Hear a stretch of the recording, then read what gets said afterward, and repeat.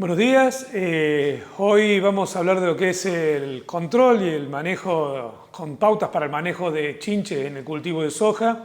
Me presento, mi nombre es Roberto Peralta, soy socio gerente de la consultora Alcol Monitoreos, que nos dedicamos a lo que es al monitoreo y asesoramiento sanitario a los productores del norte de Córdoba, Argentina, y de otras partes también del país, principalmente la zona norte. Y además soy docente de la Universidad Católica de Córdoba y de la Universidad Nacional de Córdoba, en ambas facultades de agronomía. Lo que vamos a empezar a ver hoy como base para tratar de entender chinche, que está siempre presente en el cultivo de sojas, que en las últimas campañas cada vez se la ven más continuo, ha cambiado mucho, hay muchos mitos que quedaron de hace años atrás que hay que volver a reverlos. ¿Por qué decimos mitos? Porque hoy no son reales, pero en su momento sí.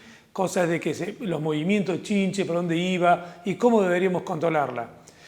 Antes que nada, ¿saber cuál es la problemática de chinche? Bueno, todos sabemos que la problemática de chinche principalmente es al momento de la formación de vaina, pero a diferencia de hace 20 años atrás, la formación de vaina es muy dinámica de acuerdo al cultivar y fecha de siembra. Si comparamos la investigación que tenemos de base de lo que es el manejo de chinche, principalmente tenemos mucha información de los años 70 y 80, donde la oferta varietal del cultivo de soja era muy acotada. Hoy, con una oferta varietal muy amplia y con fecha de siembra muy dinámica, tenemos que tratar de entender lo que es la dinámica de formación de vainas.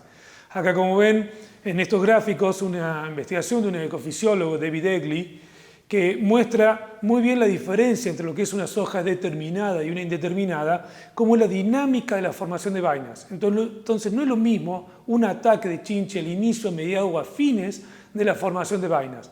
Más allá del estado fenológico, si ven ahí los gráficos, muestra el estado fenológico por definición de R5, cae muy distinto sobre un cultivar y otro cuando tienen totalmente distinta la cantidad de vainas formadas en el tallo principal.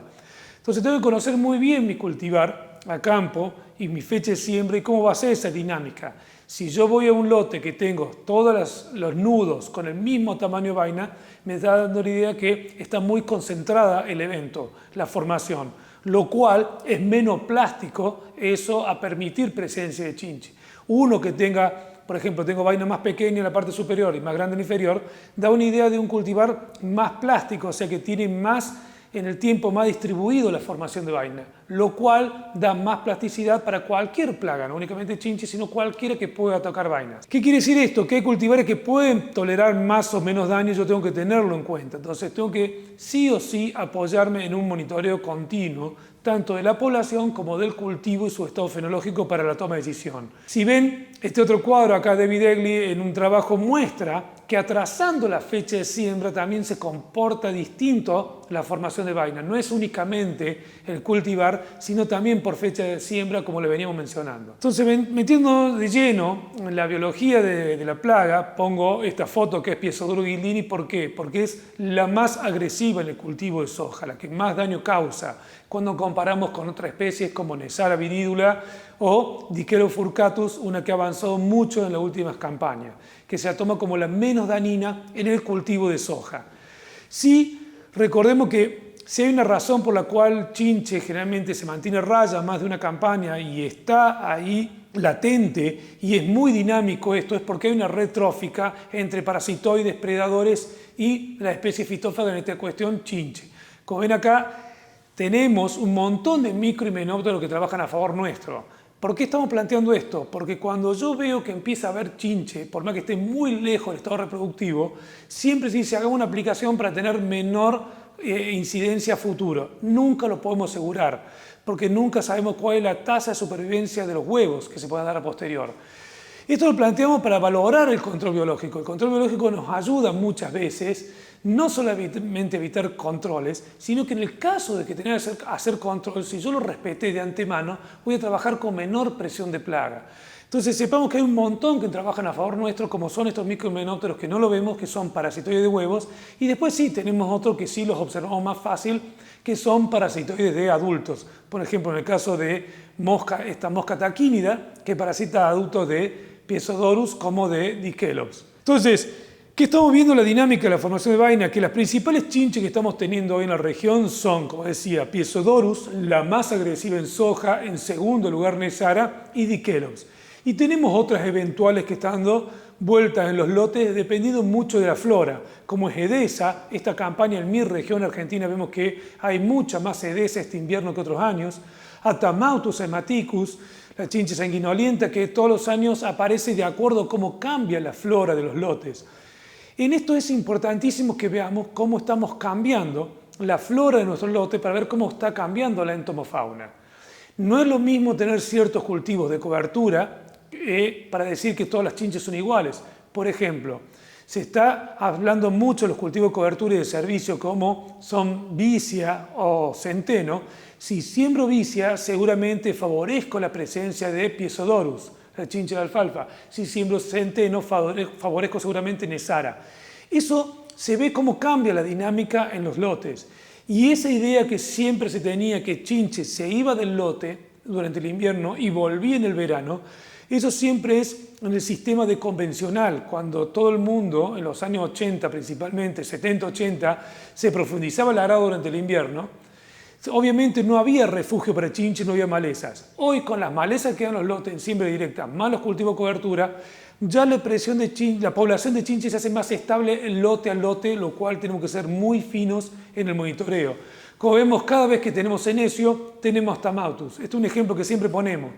Esta chinche es típica de esta maleza. Entonces yo, estudiando la flora, puedo ver realmente qué chinche voy a tener en la campaña que me va a prevalecer. Lo que sí, cuando empezamos a hablar de chinche y la campaña, que nos estamos preparando ahora, tenemos que ver cuánto es la generación de una chinche, cuánto dura, de qué es huevo hasta adulto.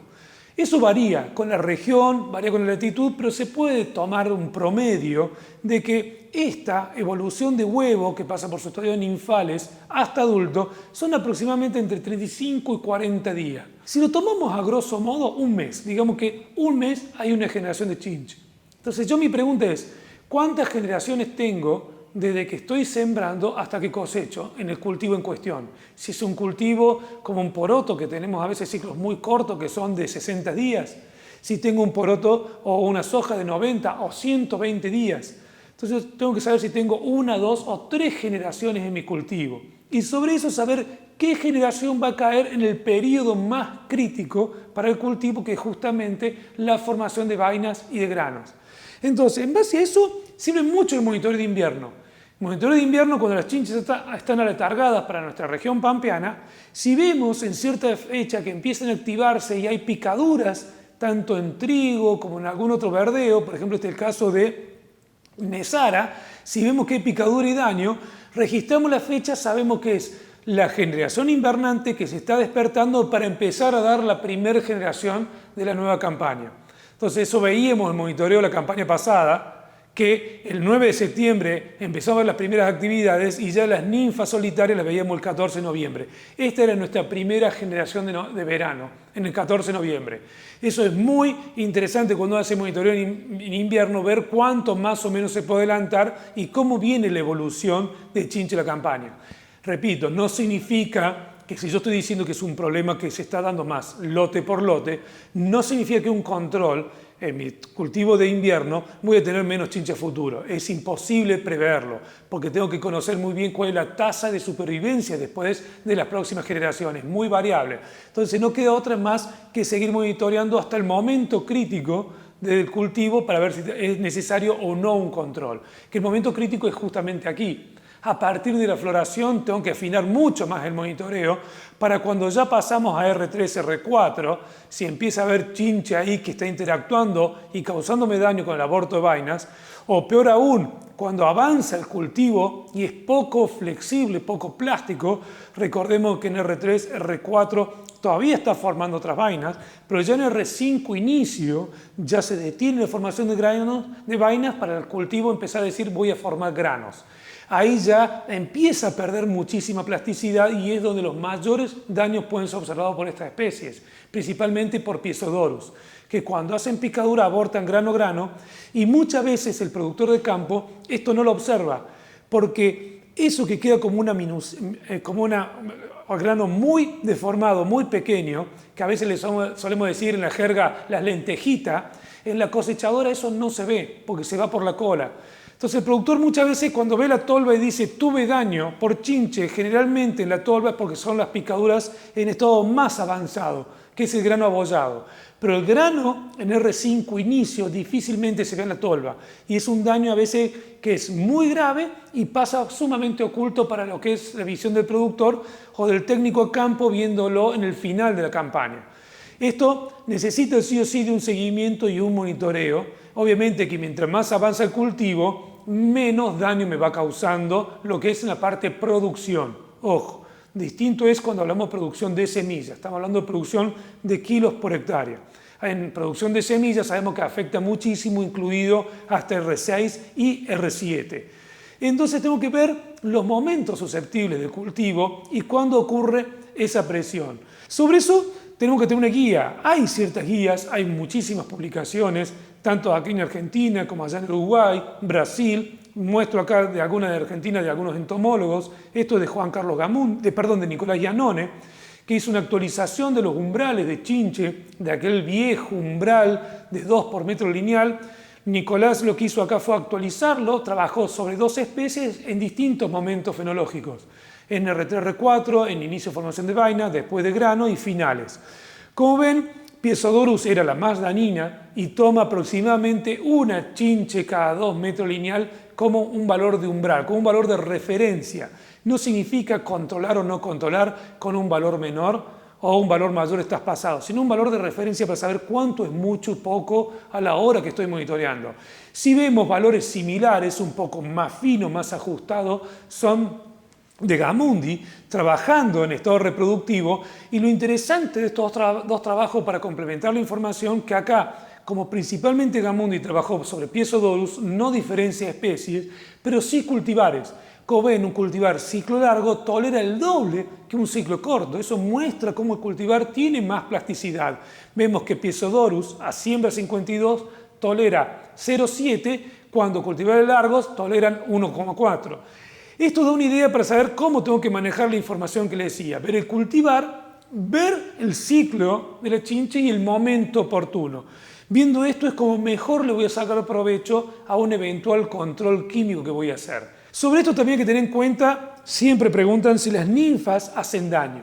Las ninfas tienen estiletes más cortos, no como un adulto, entonces les cuesta más penetrar, pero no significa que no piquen vaina y no piquen grano. Las ninfas solitarias, cuando ya están en ninfa 2, ninfa 3 principalmente, sí tienen capacidad de penetrar la vaina y llegar hasta grano. O sea, también producen daño. No podemos despreciarla en un conteo. No es únicamente el adulto. Las ninfas grandes de los últimos estadios que están aisladas también deberíamos contarlo y tenerlo en cuenta en el monitoreo, porque tienen capacidad de causar daño. Sí, sobre esto ser muy consciente cuando uno va a un lote y ya viene chinche haciendo varias generaciones desde el invierno, desde la primavera, que cuando estamos en un surco cerrado, una soja avanzada en reproductivo, tenemos los adultos y las ninfas y el control de una y otra no son lo mismo. Generalmente el control por contacto de una ninfa se ve muy dificultoso, principalmente por su tamaño y por su ubicación en la canopia. Generalmente tiende a estar en la parte inferior las ninfas, son de mucho más difícil llegada para un control químico por contacto, como puede ser cualquier piretroide. El adulto generalmente está mucho más expuesto. Además, esto varía entre las especies. Por ejemplo, Dikelops es una especie que está muy escondida, la que más abajo suele moverse en el cultivo de soja, y Piezodorus suele estar en el medio del cultivo cuando Nesara podría ser la que más expuesta está. Esto también cambia con las horas del día. A mayor irradiación y mayor temperatura tienden a esconderse. Días nublados o con llovinas, templados, tienden a subir. Eso también durante el día, al mediodía tiende a esconderse, a la mañana temprano tiende a ascender. Eso tengo que tenerlo en cuenta a la hora de una decisión del momento de aplicación y ver la eficiencia de control. Sí, una regla que no podemos evitar y algo que siempre se va dando, que más allá del posicionamiento de este chinche, siempre y más allá del tipo de aplicación que hagamos, siempre quedará mayor dosis en el estrato superior que en el inferior, por una cuestión del tamaño de gota y por cuestión del número de gota. Podemos hacer una aplicación muy buena con muchísima penetración, pero siempre la dosis queda mayormente en la parte superior que en la inferior.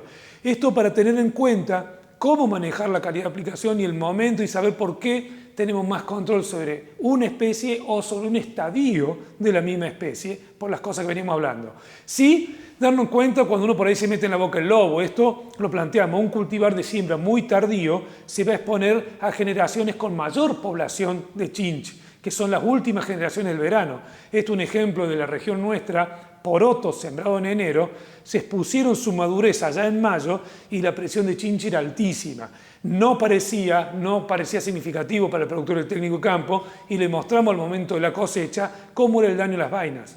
No se cosechaba directamente, sino se hacían andanadas para después ir a pasar la trilla, y en las andanadas le mostramos todas las vainas y nos daba que un 20% de las vainas tenían esta presencia de granos que después en la tolva no se reflejaban, que era por la picadura de chinche en el inicio de la formación de los mismos. Es por eso que es muy interesante, como les decía, tratar de ver todos estos detalles a la hora de una toma de decisión. Hoy, en la toma de decisión, un brete que estamos teniendo es que la oferta química no es muy grande en toda la región. No es únicamente Argentina, sino lo estoy viendo también en Brasil, en Paraguay, Bolivia y en Uruguay. Principalmente nos estamos basando en piretroides con mezcla con neonicotinoides. Prohibido endosulfano hace ya varios años en la región, y con la restricción que estamos teniendo fosforados y carbamatos, estamos teniendo el control únicamente con dos modos de acción. ¿Por qué me referí a un brete? Porque tenemos que estar muy atentos al tema de la resistencia. Hay una gran selectividad al monouso de un sitio de acción, que es justamente piretroides y neonicotinoides. Para entender el funcionamiento, una breve historia de los piretroides. Sabemos que derivan de las piretrinas naturales, que lo que se logró hacer a través de la piretrina 1 fue Elliot lo que hace, logra sintetizar el famoso alcohol de Elliot y puede crear el biorremetrin, lo cual le da una mayor estabilidad. Luego de eso, en la zona donde muestra el R, se logra modificar esa parte de la molécula para agregarle halógenos, y se podría decir, el primer piretroide de síntesis que se dio después del biorremetrin con halógenos fue la permetrina, que luego da a la cipermetrina cuando se le agrega ese grupo ciano, pero se empezó a trabajar mucho con los cloros. Esta es una breve descripción de cómo avanzaron los piretroides.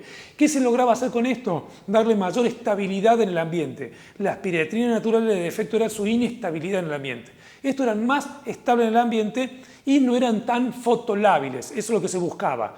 También sobre esto se empezó a trabajar más sobre los halógenos y se empezó a buscar distintas eficacias. Por ejemplo, después se le cambia por bromo, que viene de altametrina, y cuando se cambia por flúor, se ve que el piretroide empieza a tener características acaricidas, que es el caso de la cialotrina y el bifentrin. Bifentrin, justamente, a diferencia del resto de los piretroides, junto con la cialotrina, tiene el poder acaricida, pero que tiene también bifentrin, que tiene ausente el grupo ciano, porque uno de los limitantes que se planteó siempre para el control de ácaros con piretroide es que causaba resurgencia. Una de las teorías que plantea por qué bifentrin no causa resurgencia es porque no tiene este grupo ciano, lo cual no le da esa irritabilidad a las hembras para que ovipongan más de lo normal, para que no se genere ese fenómeno de hormoligosis que se da cuando se aplica un químico y las hembras oviponen más de lo normal, que se suele dar principalmente con otros piretroides. Esa es una de las características que tiene bifentrin,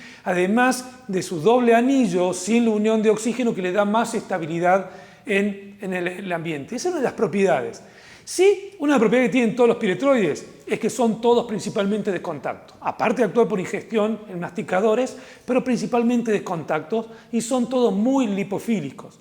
Como vemos, bifentrin, igual que las cialotrinas, las distintas cialotrinas son los más lipofílicos, tienen una alta apetencia por la cera, por eso se adhieren muy fuerte a la cera de las hojas, teniendo buena persistencia, y por eso también la excelente acción de contacto que tienen. Y una propiedad que muy poco explotada, muy poco difundida por quienes desarrollaron por primera vez esta molécula, pero bifentrin es uno de los pocos piretroides que podría tener cierto efecto de vapor, lo que sí está muy lejos de ser un fosforado, por eso no es tenido en cuenta. Pero comparado con todos los otros piretroides, tiene una extensión de vapor un poco importante para decir que podría tener cierto efecto. Algunos estudios muy particulares en Brasil esto lo demostraban en chinche, pero es muy relativo, por eso no se difunde y lejos está de ser un piretroide como la teflutrina, que tiene una alta tensión de vapor.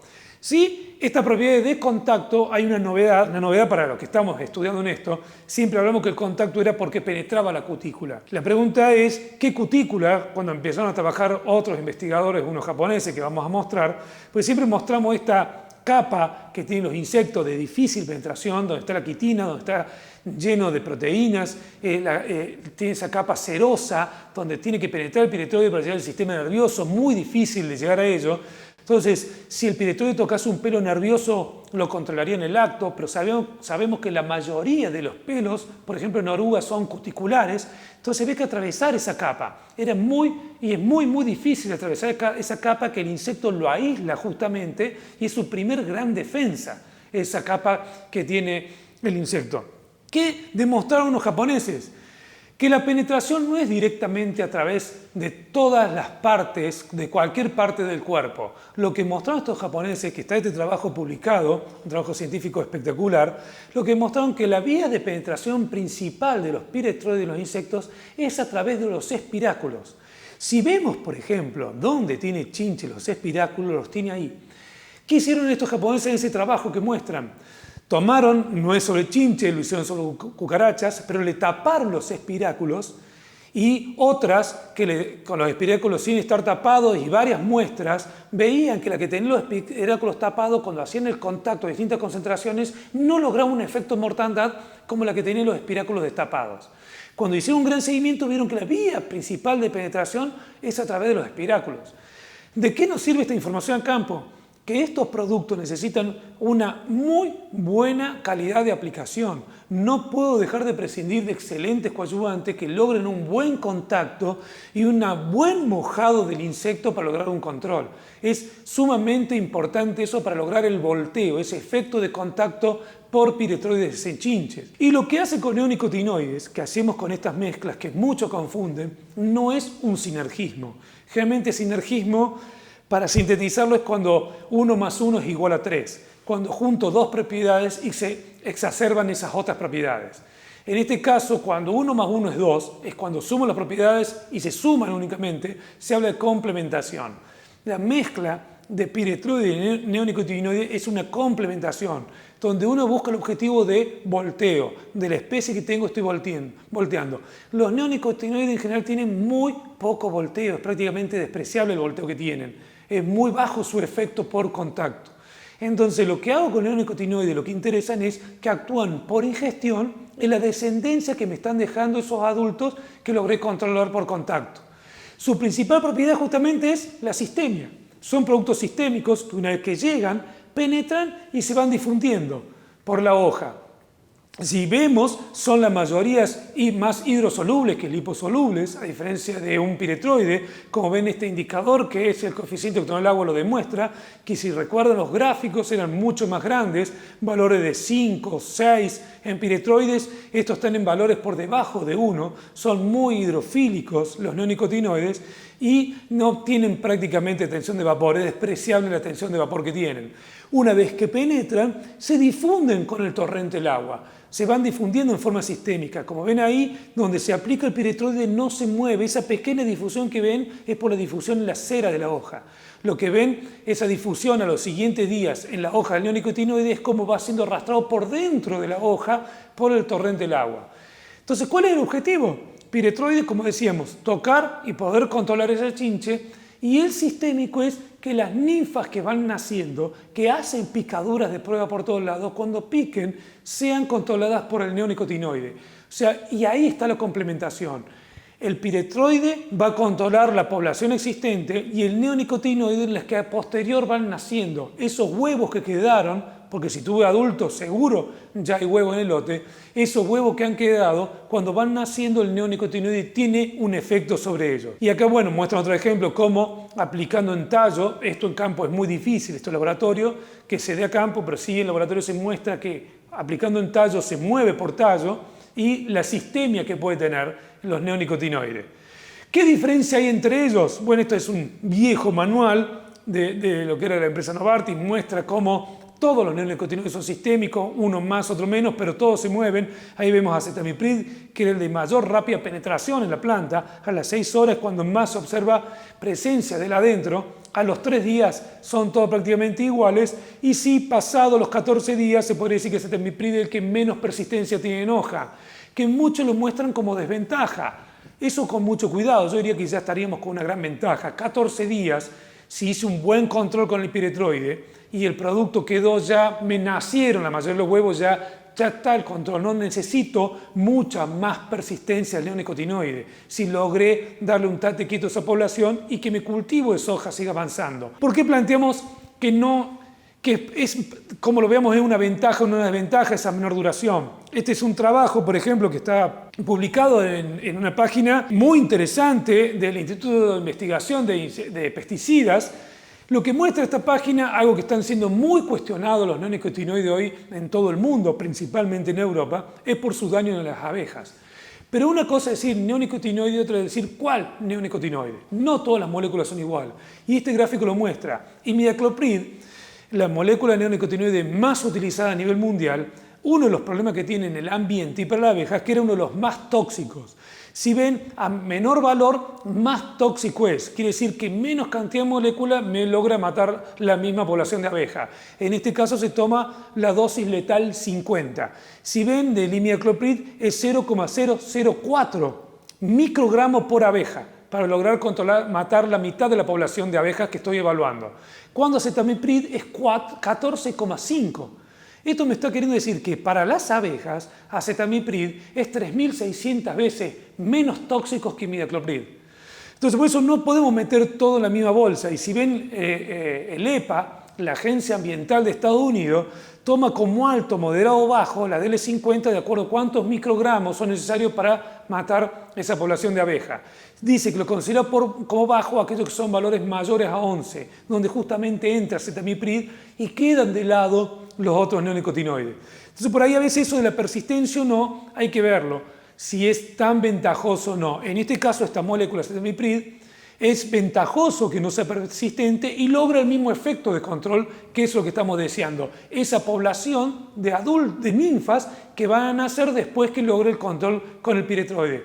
A tal punto que desde misma Europa, de Francia, se investigó y se desarrollaron cebos para control de bicho bolita, hoy utilizados en Argentina, en base a acetamiprid. Justamente porque dentro de las moléculas que se evaluaron que tenía efecto y de muy bajo impacto y de impacto en fauna del suelo, era justamente este neonicotinoide y no los otros, y ni siquiera otros piretroides que también se evaluaron. Hoy está registrado justamente por ese beneficio que tiene esta molécula.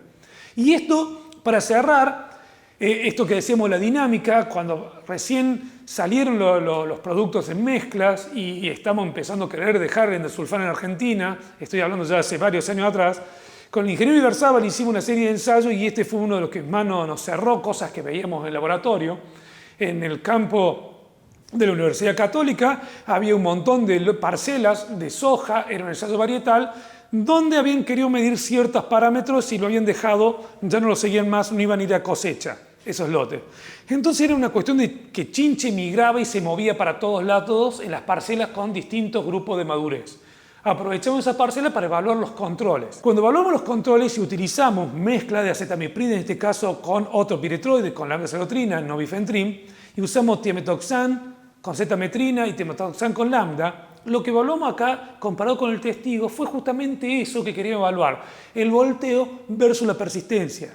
Si vemos en este gráfico, mostramos toda la población que nos cae en el paño vertical, tanto adultos como ninfa. Al momento de control, una gran caída de la población y si ven la línea naranja que es del testigo, cómo se mantiene y empieza a aumentar la población. Cuando vemos eso, veíamos que esto son las curvas de los adultos, donde hay una gran caída y de mantenerse aumenta. ¿Por qué aumentó la población de adultos?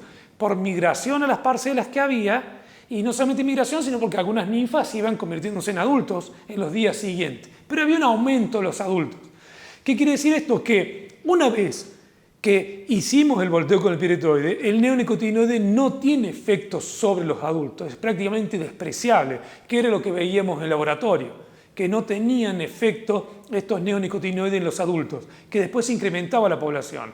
Entonces, ¿dónde estaba el efecto del neonicotinoide? Y lo veíamos acá cuando evaluamos en los números, en las planillas de Excel, qué pasaba con las ninfas. Si ven, un gran volteo de las ninfas y después el testigo sin tratamiento, todos los huevos nacieron y aumentó la población de ninfa a lo largo del día y los otros se mantuvieron estables o con muy leve ascenso y en algunos hasta con descenso la población de ninfa.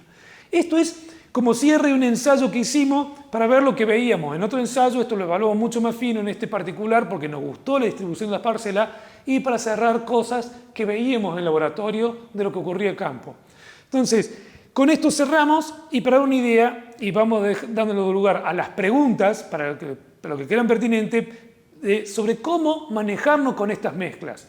Porque hoy los más jóvenes tal vez están acostumbrados, pero uno de los problemas que tuvimos cuando recién salieron estas mezclas es que la mayoría de la población estaba acostumbrado a productos de altísimo volteo, como vieran viejos carbamatos, fosforados, inclusive endosulfán. Estos productos son distintos. Hay que monitorear el cultivo, hay que monitorear la plaga y saber el momento oportuno, cuándo y cómo utilizarle para sacarle su mejor efecto.